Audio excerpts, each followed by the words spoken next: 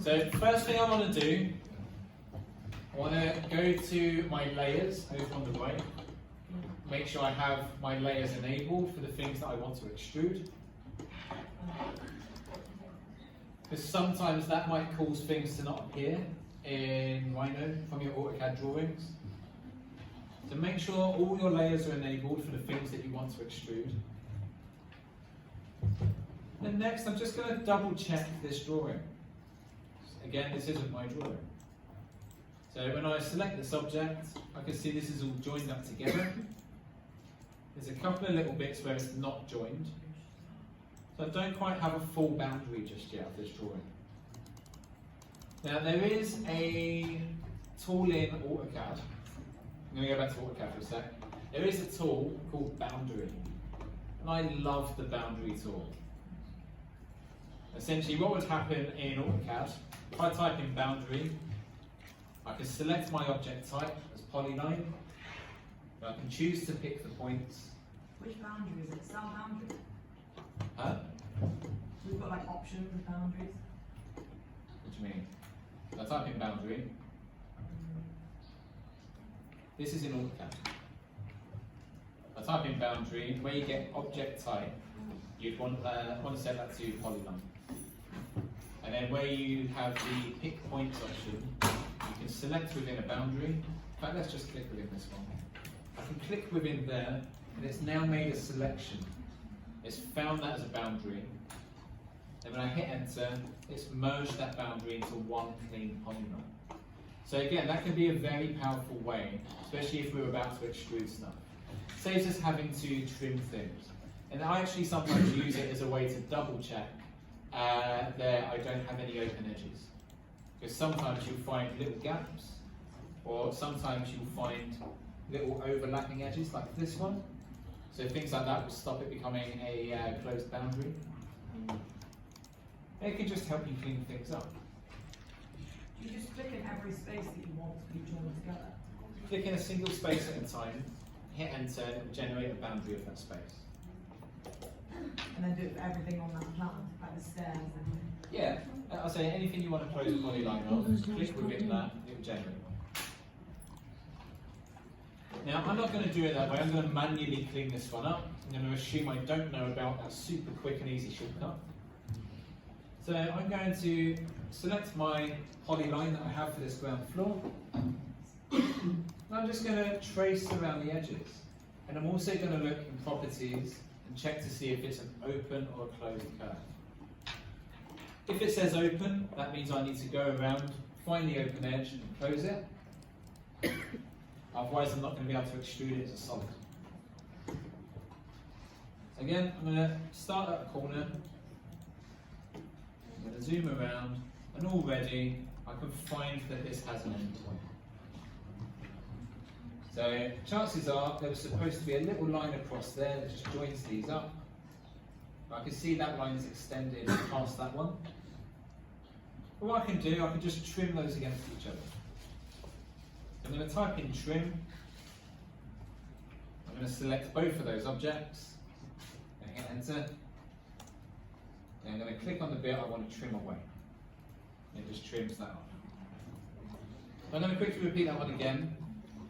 I know people like the trim tool being repeated. So I'm going to type in trim.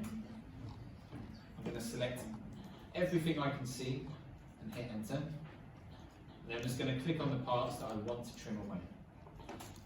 And now that's left me with a nice clean edge. Then what I can do, I can make a new line joining those together. Notice when I'm clicking on these points, it says end. So I have my end snap enabled. So I can snap to the end points of those lines.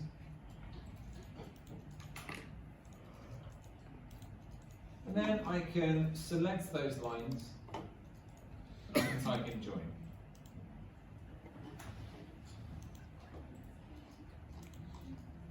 Once you've joined those together, now when I select it, I can see that they're joined together as one clean line. But again, looking in my properties, it still tells me this is an open curve. So I've got another opening somewhere. Again, following that along, this one looks as though it's got a couple of issues. This point extends past here. So I'm guessing that was made as one rectangle, and then this was made as a separate rectangle.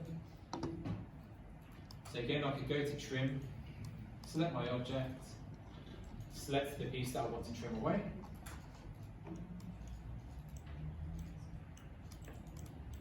I can now see that was actually two separate objects. So again, I want to select both, type in join them together, and now at last this is telling me it's a closed curve. It's a little bit of a process going around cleaning drawings up, but it's totally worth it. You're going to end up with much cleaner geometry. And this is the way it would appear in the real world floor plan.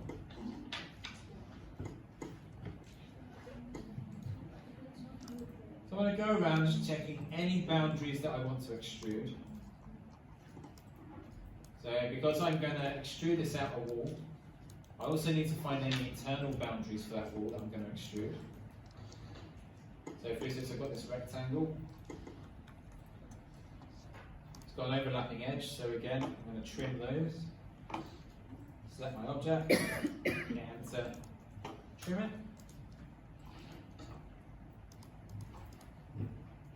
Now I'm just going to go around selecting the pieces of that rectangle, join those together. And now it says that's a closed curve. So I'm going to give you 5 minutes, go around, just start cleaning up your drawing, trim any overlapping edges, join them together and make sure that they're closed by looking in properties. Yes? Just have a quick look behind, I don't see any edges sticking out. I think mine's more mainly lines that I just need to join. I think that's the thing, like you think you've joined them, but you haven't. Oh, bitches. Such a time-consuming process, don't you think? We've literally taken a course that's so time-consuming. It's not really.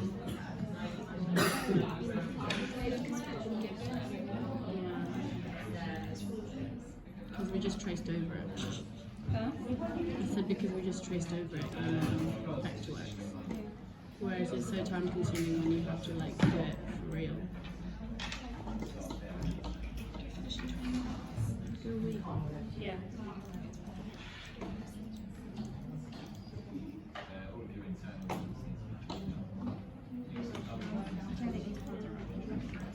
No, not like that, you know. It's the measurements. Why would you do it again if you're changing the space anyway? That's what I thought. I don't know. What just happened? Oh! Some weird noises there. Oh,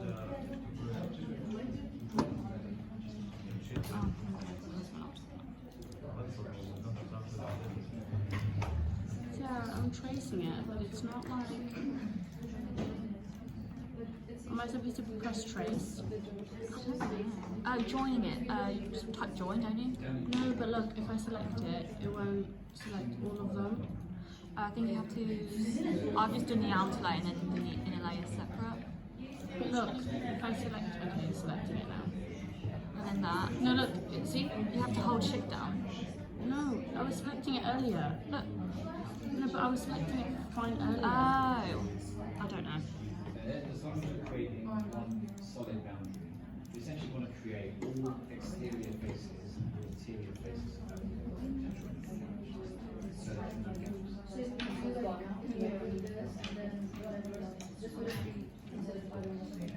No, I don't think it's silhouette. It's just within that shape. As long as it's all joined together.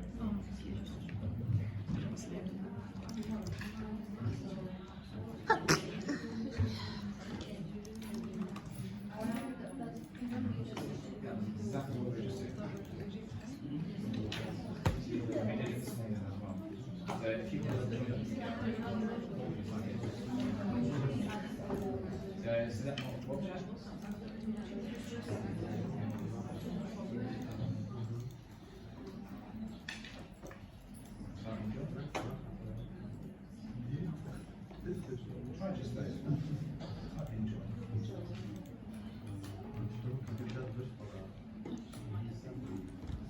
That's joined into two.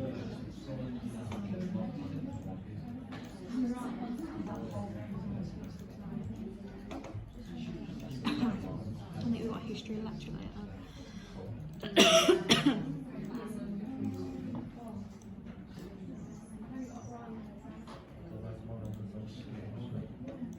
It's even possible.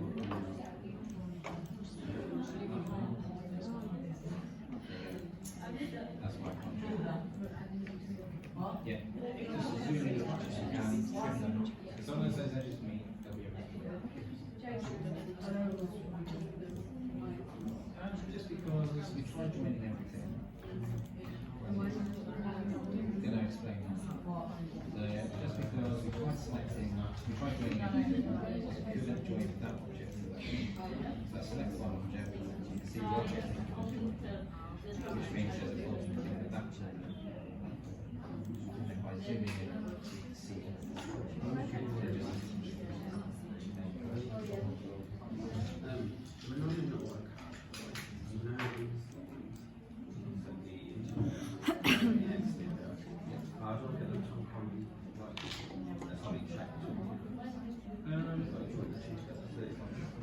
easiest way is where they're going to join.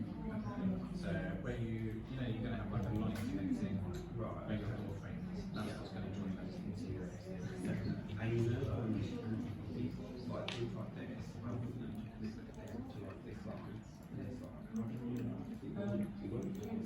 you could trim them against each other, either open those up or you could extrude them separately. So I can just extrude. So then when I do my, say like when I do the temple, Then yeah, I would say trim them. So select both objects, select and trim. Select which one trim.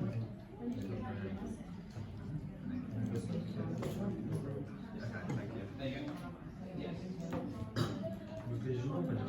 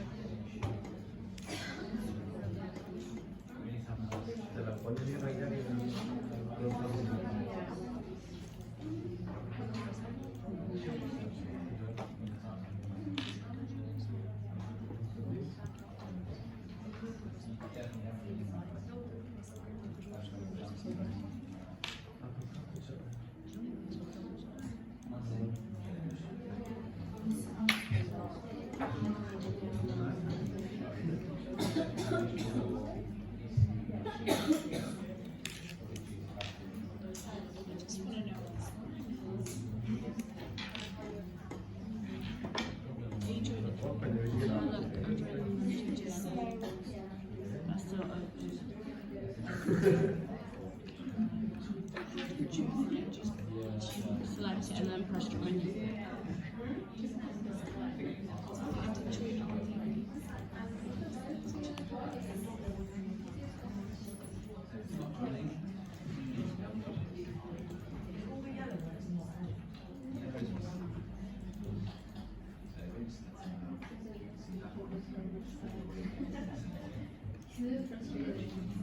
Why is it doing that? Good question.